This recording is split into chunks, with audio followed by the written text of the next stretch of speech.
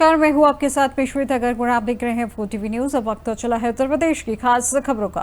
पहली खबर लखनऊ से है, जहां मुख्यमंत्री योगी आदित्यनाथ का आज के कार्यक्रम को लेकर बड़ी खबर। आपको बता दें, जो सुबह के वक्त सूचना विभाग की बैठक में लेंगे हिस्सा, जहां पिछड़ा वर्ग कल्याण विभाग की करेंगे समीक्षा और दिव्यांग जन सशक्तिकरण विभाग की भी करेंगे समीक्षा, और शाम के वक्त खेल एवं युवा कल्याण विभाग की करेंगे समीक्षा बैठक। इस वक्त की बड़ी खबर आपको राजधानी लखनऊ से जुड़ी बड़ी खबर आपको बताई जा रही है, जहां पर सीएम योगी आदित्यनाथ के कार्यक्रम से जुड़ी बड़ी खबर है, जहां पर सुबह के वक्त सूचना विभाग की बैठक में हिस्सा लेंगे सीएम योगी आदित्यनाथ और पिछड़ा वर्ग कल्याण विभाग की करेंगे समीक्षा बैठक। दिव्यांग जन सशक्तिकरण विभाग की भी करेंगे समीक्षा और शाम के खेल एवं युवा कल्याण विभाग की करेंगे समीक्षा बैठक। इस वक्त की बड़ी खबर आपको राजधानी लखनऊ से जुड़ी बताई जा रही है।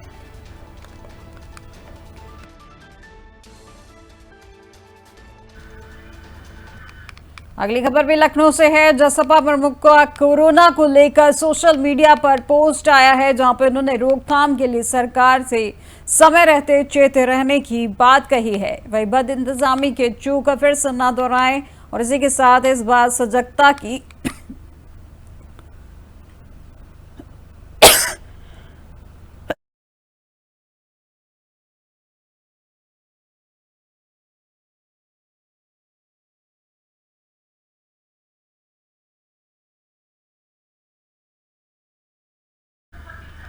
राजधानी लखनऊ से एक और बड़ी खबर आपको बताई जा रही है, जहां सपा प्रमुख का कोरोना को लेकर सोशल मीडिया पर पोस्ट आया है, जहां रोकथाम के लिए सरकार से समय रहते चेते रहने की बात कही है। उन्होंने बद इंतजामी की चूक फिर से न दोहराने की भी बात कही है और इस बार सजगता की और भी अधिक जरूरत को लेकर उन्होंने पोस्ट किया है। इस वक्त की बड़ी खबर आपको राजधानी लखनऊ से जुड़ी बताई जा रही है, जहां सपा प्रमुख अखिलेश यादव ने कोरोना को लेकर एक पोस्ट जारी किया है।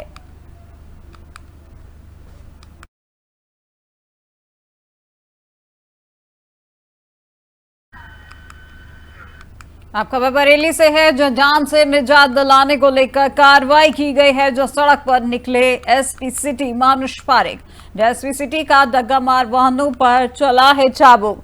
दरअसल बरेली जिले के जाम से निजात दिलाने को लेकर एसपी सिटी मानुष पारेख सड़क पर निकले हैं और डग्गा मार वाहनों पर उनका चाबुक चला है। दरअसल यह अभियान अवैध बसों और टैक्सी के विरुद्ध चलाया गया है और इस दौरान सैटेलाइट पर 30 अवैध वाहनों को जब्त किया गया है और 28 अवैध टैक्सी 2 बसों के विरुद्ध कार्रवाई की गई है।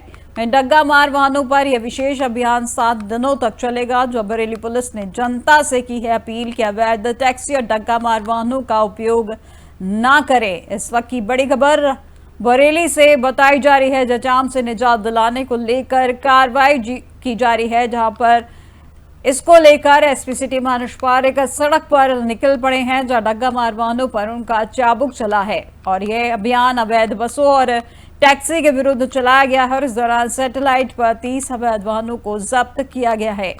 बताया जा रहा है कि 28 अवैध टैक्सी और 2 बसों के विरुद्ध ये कार्रवाई की गई है, जिसमें डग्गा मार वाहनों पर यह विशेष अभियान 7 दिनों तक चलेगा। जब बरेली पुलिस ने जनता से की है कि अपील की है कि अवैध टैक्सी और डग्गा मार वाहनों का उपयोग ना करें। पुलिस अधीक्षक जनपद बरेली द्वारा एक हफ्ते के लिए एक अभियान शुरू किया गया है, जिसमें कि जितने जनपद बरेली में अवैध ऑटो स्टैंड है, टैक्सी स्टैंड है, इको के लिए स्टैंड है और जो डग्गा मार बसें हैं, इनके विरुद्ध और इनकी चेकिंग के लिए ये अभियान शुरू किया गया था, जिसके दृष्टिगत रखते हुए आज दिनांक 20 मई 2025 को थाना बरादरी में स्थित सैटेलाइट बस स्टैंड पर समस्त बरादरी थाने की फोर्स लेते हुए सैटेलाइट बस स्टैंड पर जो अवैध रूप से इको टैक्सी यहाँ पे चल रही हैं और जो डग्गा मार बसें चल रही हैं, इनके विरुद्ध कार्रवाई की गई है, जिसमें कि 28 इको टैक्सी जो अवैध रूप से कमर्शियली चल रही थी, इनको जब्त किया गया है। इनके विरुद्ध विधानिक कार्रवाई की जाएगी। इसी के अब अगली खबर भी बरेली से है, जहां बरेली जिले में एसएसपी ने 50 एसी हेलमेट और 4 बाइक बांटे हैं, जिसे उन्होंने हरी झंडी दिखाकर रवाना किया है। इसके साथ ही एसएसपी अनुराग आर्य ने टेम्परेचर कंट्रोल डिवाइस भी बांटे। दरअसल भीषण गर्मी से ट्रैफिक पुलिस कर्मियों को परेशानी होती थी और इसी के चलते एसएसपी अनुराग आर्य ने निदेशालय द्वारा 4 इंटरसेप्टर मोटरसाइकिल को बांटा है और इससे सड़क दुर्घटनाओं में ओवर स्पीड पर लगाम लगेगी। ऐसे 4 मोटरसाइकिल वाहन को रडार सिस्टम से लैस किया गया है। इस वक्त की खबर बरेली से दिखाई जा रही है, जहां एसएसपी ने बांटे हैं 50 एसी हेलमेट और 4 बाइकें बांटी हैं। जब बरेली जिले में इस को लेकर एक पहल दी गई है, जहां पर झंडी दिखाकर उन्होंने इन मोटरसाइकिल को रवाना किया है और इसके साथ ही एसएसपी अनुराग आर्य ने टेम्परेचर कंट्रोल डिवाइसर भी बांटे हैं। दरअसल भीषण गर्मी से ट्रैफिक पुलिस कर्मियों को परेशानी होती है और इसी के चलते एसएसपी अनुराग आर्य ने निदेशालय द्वारा 4 इंटरसेप्टर मोटरसाइकिल को बांटा है और इससे सड़क दुर्घटनाओं में ओवर स्पीड पर लगाम लगेगी। इस 4 मोटरसाइकिल वाहन को रडार सिस्टम से लैस किया गया है।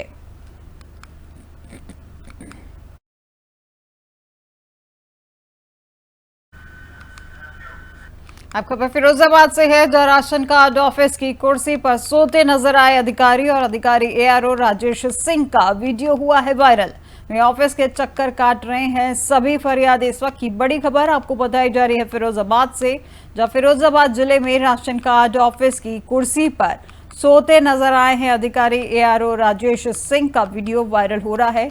जहां राशन कार्ड धारक राशन कार्ड चढ़वाने के लिए ऑफिस के चक्कर काटते हैं और एआरओ अधिकारी कुंभकर्ण की नींद सोते हुए नजर आते हैं। बताया जा रहा है कि राजेश सिंह राशन कार्ड विभाग ऑफिस में एआरओ पद पर तैनात हैं।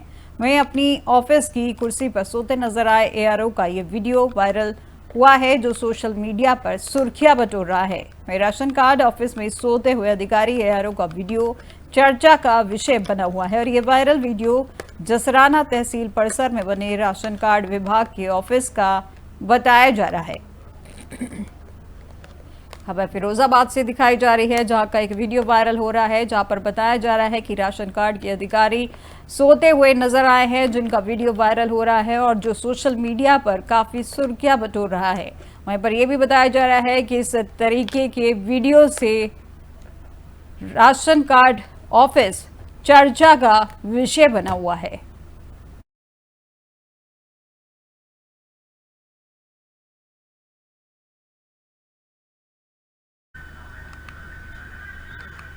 अब खबर आगरा से है, जब पुलिस और बदमाशों के बीच मुठभेड़ हुई है और बदमाशों ने पुलिस टीम पर फायरिंग की है। जब पुलिस की कार्रवाई में 3 बदमाश घायल हुए हैं। दरअसल खबर आगरा से आपको बताई जा रही है, जब पुलिस और बदमाशों के बीच मुठभेड़ हुई है और बदमाशों ने पुलिस टीम पर फायरिंग की है। वहीं पुलिस की जवाबी कार्रवाई में 3 बदमाश घायल हुए हैं। भाग रहे 2 बदमाश को पुलिस ने गिरफ्तार किया है। वहीं बताया जा रहा है कि इन बदमाशों के जरिए टप्पेबाजी, लूट की कई घटनाओं का खुलासा हुआ है और इनके कब्जे से सोने चांदी के जेवर, 50,000 से अधिक नगद बरामद किया गया है और इसी के साथ 3 तमंचे, कई कारतूस, खोखे और 3 बाइक भी बरामद की है। यह पूरा मामला न्यू आगरा थाना क्षेत्र के खंदारी के पास की बताई जा रही है।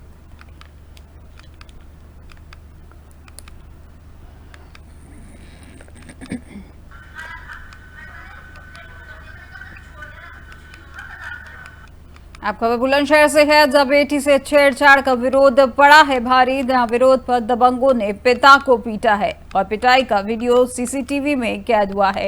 ये बताया जा रहा है कि बेटी को रास्ते में छेड़ता था लड़का। चोला के गांव करौली गांव की ये घटना बताई जा रही है।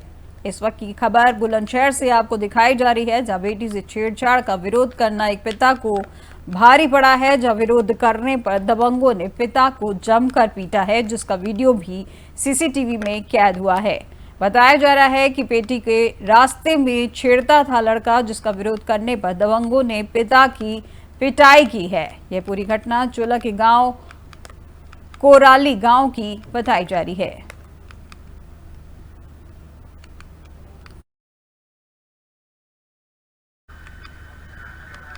अब अगली खबर लखनऊ से है, जब मुख्य गवाह बढ़ाएंगे अभिषेक प्रकाश की मुश्किलें। इस वक्त की बड़ी खबर आपको बताई जा रही है, जहां आईएएस अधिकारी अभिषेक प्रकाश को लेकर बताई जा रही है बड़ी खबर, जहां पे मुख्य गवाह बढ़ाएंगे अभिषेक प्रकाश की मुश्किलें।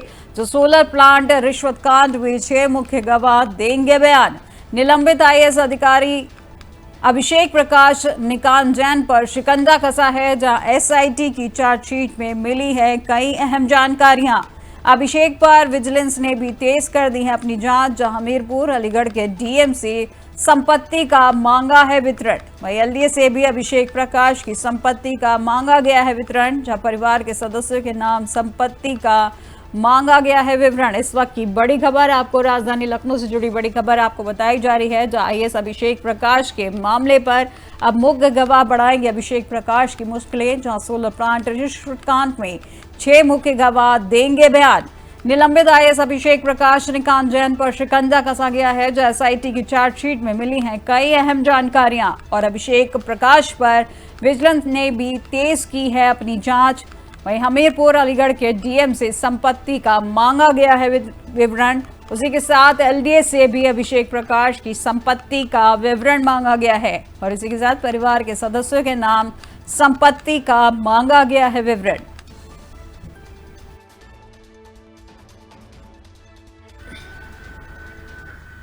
अगली खबर भी लखनऊ से है, जहां यूपी में आईएएस अधिकारियों के तबादले किए गए हैं, जहां दीपक कुमार को एपीसी का भी चार्ज मिला है।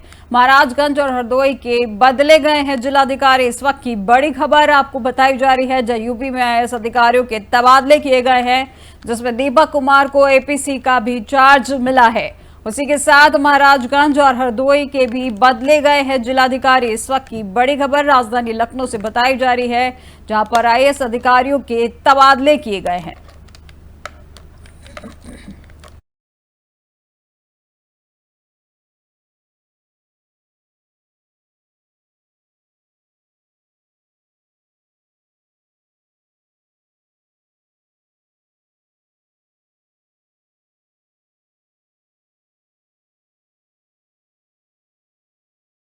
लगता है कि वो खतरा फिर से हमारे दरवाजे पर दस्तक दे रहा है। दरअसल भारत में 2 लोगों की मौत हो गई है और कई मामले सामने आए हैं, जिसके बाद से देश में चिंता बढ़ गई है। कोरोना एक बार फिर भारत में फिर बढ़ रहे कोरोना के मामले। बिना मास्क दिखना अब हो सकता है खतरनाक। नई लहर, नया वेरिएंट, सतर्क रहना जरूरी। कमजोर इम्यूनिटी वालों को ज्यादा खतरा। बता दें कि भारत में कोरोना वायरस के मामलों में एक बार फिर बढ़ोतरी देखी जा रही है, जहां कुछ समय पहले तक लोग बिना मास्क के सड़कों पर बगैर डरे घूमते नजर आ रहे थे। वहीं अब फिर से सावधानी बरतने की जरूरत महसूस हो रही है। कोरोना की यह नई लहर पहले जैसी नहीं है, लेकिन इसका मतलब यह नहीं कि खतरा टल गया है, क्योंकि वायरस के नए वेरिएंट्स सामने आ रहे हैं, जो ज्यादा तेजी से फैलते हैं और कमजोर इम्यूनिटी वाले लोगों को जल्दी अपनी चपेट में ले सकते हैं। मुंबई में पिछले 3 महीने कोविड-19 के कई मामले सामने आ चुके हैं, और अब मुंबई के केईएम अस्पताल में 2 कोरोना पॉजिटिव मरीजों की मौत की पुष्टि हुई है। हालांकि अस्पताल प्रशासन का कहना है कि इन दोनों मरीजों की मौतें कोविड-19 से नहीं, बल्कि उनकी पहले से मौजूद गंभीर बीमारियों, कैंसर और किडनी फेलियर की वजह से हुई है। लेकिन फिर भी आप सबको सतर्क रहने की जरूरत है, क्योंकि हांगकांग और सिंगापुर में कोरोना का नया वेरिएंट तेजी से फैल रहा है। यहाँ कोविड का LF7 और NB1.8 नाम के वेरिएंट के मामले बढ़ रहे हैं। ये दोनों वेरिएंट मिलकर यहाँ अनुमानित संख्या 14,200, जो लगभग 2/3 मामलों के लिए जिम्मेदार है। एशिया में कोरोना का प्रकोप बढ़ते देख भारत में भी खलबली मची हुई है। देश में कहां कितने केस हुए दर्ज? देश में सबसे ज्यादा केस केरल में दर्ज हुए हैं, वहीं दूसरे नंबर पर महाराष्ट्र है। तमिलनाडु में 34 मामले सामने आए हैं, कर्नाटक में 8 नए मामले, जबकि गुजरात में 6 और दिल्ली में 3 केस दर्ज हुए हैं। हरियाणा, राजस्थान और सिक्किम में एक नया मामला सामने आया है। स्वास्थ्य मंत्रालय ने बताया कि केरल में एक्टिव केस 95 है। किन लक्षणों को नजरअंदाज न करें? हल्का बुखार या गले में खराश, नाक बंद हो जाना या बहना, सिर दर्द और बदन में दर्द, थकान महसूस होना, सूखी खांसी या सांस लेने में तकलीफ होना, सावधानी जो आपको कोरोना से बचा सकती है। भीड़ भाड़ वाली जगहों और परिवहन में मास्क जरूर लगाएं। साबुन और पानी से बार बार हाथ धोएं या सैनिटाइजर का इस्तेमाल करना संक्रमण से बचा सकता है। शादियों या अन्य भीड़ भाड़ वाली जगहों से फिलहाल बचने की कोशिश करें। बूस्टर डोज लेना ना भूलें, खासकर अगर आपकी उम्र 60 वर्ष से अधिक है या पहले से कोई बीमारी है। इम्यून सिस्टम को मजबूत बनाएं और इसके लिए अच्छी नींद, पौष्टिक आहार और योग को दिनचर्या में शामिल करें। कोरोना वायरस ने हमें पहले भी बहुत कुछ सिखाया था, जैसे सहनशीलता, संयम और सतर्कता की अहमियत। आज फिर वही समय लौटकर वापस आने लगा है, इसलिए हमें जिम्मेदारी से अपने और दूसरों के स्वास्थ्य का ख्याल रखना जरूरी हो गया है। वायरस का खतरा भले ही कुछ कम दिखे, लेकिन यह अब भी हमारे बीच मौजूद है और नए वेरिएंट्स के रूप में फैल रहा है। इसलिए जरूरत है कि हम फिर से मास्क पहने, भीड़ भाड़ से बचें और साफ सफाई का विशेष ध्यान रखें। आज सबसे बड़ा सवाल लोगों के मन में है कि देश को आखिर सुरक्षित कैसे रखा जाए जब गद्दार अपनों के बीच में हो। आखिर मन की मर्यादा सिर्फ पैसों तक सिमट कर रह गई है। क्या पैसों से कोई अपनी मां से भी गद्दारी कर सकता है, जिसकी गोद में उसने खेला हो, जिसकी गोद में सर रख कर सोया हो? आखिर कैसे? लेकिन ऐसा हुआ है कि कुछ लोग हमारे ही बीच रहकर आईएसआई के लिए काम कर रहे थे और किसी को भनक तक नहीं लगी। लेकिन गलत आज नहीं तो कल आपका साथ छोड़ देता है। इसलिए यहाँ एक बात बिल्कुल सटीक बैठती है कि बुरे काम का बुरा नतीजा। दरअसल ऑपरेशन सिंदूर के बाद से 10 जासूस पकड़े गए हैं जो पाकिस्तान को खुफिया जानकारी दे रहे थे। इनमें पंजाब, हरियाणा और उत्तर प्रदेश से लोग शामिल हैं। इस पर अधिक जानकारी के लिए देखिए हमारी खास रिपोर्ट। जम्मू कश्मीर के पहलगाम में 22 अप्रैल को हुए आतंकी हमले के बाद से देश की खुफिया एजेंसियां पूरी तरह अलर्ट मोड पर हैं। सुरक्षा एजेंसियों ने ऑपरेशन सिंदूर के बाद 8 मई से लेकर अब तक 10 जासूसों को पकड़ा है। ये सभी पाकिस्तान के साथ संवेदनशील जानकारियों को शेयर कर रहे थे। सुरक्षा एजेंसियां कई और लोगों का पता लगा रही हैं, जिनके तार पाकिस्तान से जुड़े हो सकते हैं। सबसे पहले पंजाब से 2 जासूस गजाला और यमीन मोहम्मद पकड़े गए। बता दें कि पंजाब की मलेरकोटला पुलिस ने इन दोनों जासूसों को गिरफ्तार किया था और इन दोनों की गिरफ्तारी के बाद सामने आया कि नई दिल्ली स्थित पाकिस्तान हाई कमीशन में काम करने वाला दानिश उनसे मिलता रहता था। ये पाकिस्तान का वीजा लगवाने उसके पास जाते थे और इतना ही नहीं, दानिश के द्वारा उनके मोबाइल पर पैसे भी ऑनलाइन ट्रांसफर किए गए हैं। इसके साथ ही पंजाब पुलिस ने 14 मई को पाकिस्तान के लिए जासूसी करने वाले नोमान इलाही को गिरफ्तार किया। नोमान से अभी भी पूछताछ की जा रही है। आरोप है कि नोमान पाकिस्तान के कुछ एजेंट्स के साथ संपर्क में है। वहीं हरियाणा के कैथल जिले से पाकिस्तान का मददगार देविंदर सिंह ढिल्लों को भी गिरफ्तार किया गया है। जांच में सामने आया है कि उसने भारत के सैन्य ऑपरेशन सिंदूर से जुड़ी जानकारी और सेना की गतिविधियों के बारे में पाकिस्तान को बताया है। आरोपी ने कबूल किया कि वे कॉरिडोर के रास्ते पाकिस्तान स्थित करतारपुर साहिब, ननकाना साहिब, लाहौर और पंजा साहिब जैसे धार्मिक स्थलों पर दर्शन करने गया था और इसी दौरान वह पाकिस्तानी खुफिया एजेंसी आईएसआई के संपर्क में आया।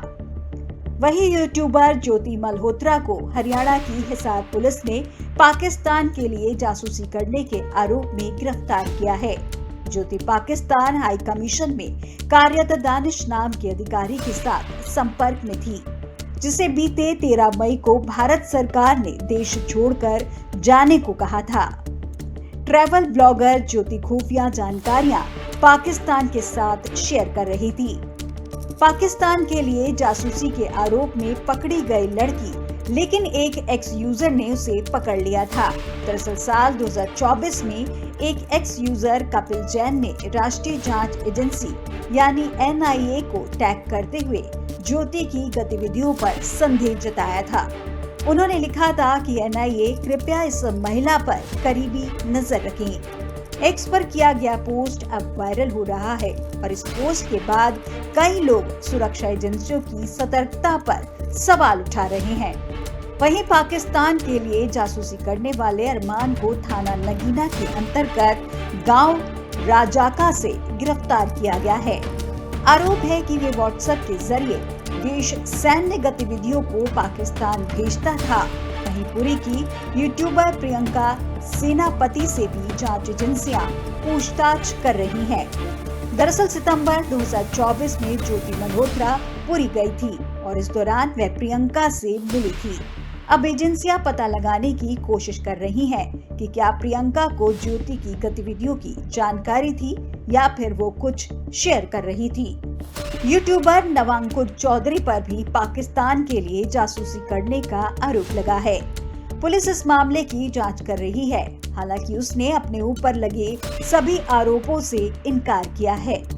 उत्तर प्रदेश के रामपुर के एक बिजनेसमैन शहजाद को स्पेशल टास्क फोर्स यानी एसटीएफ ने मुरादाबाद से गिरफ्तार किया है।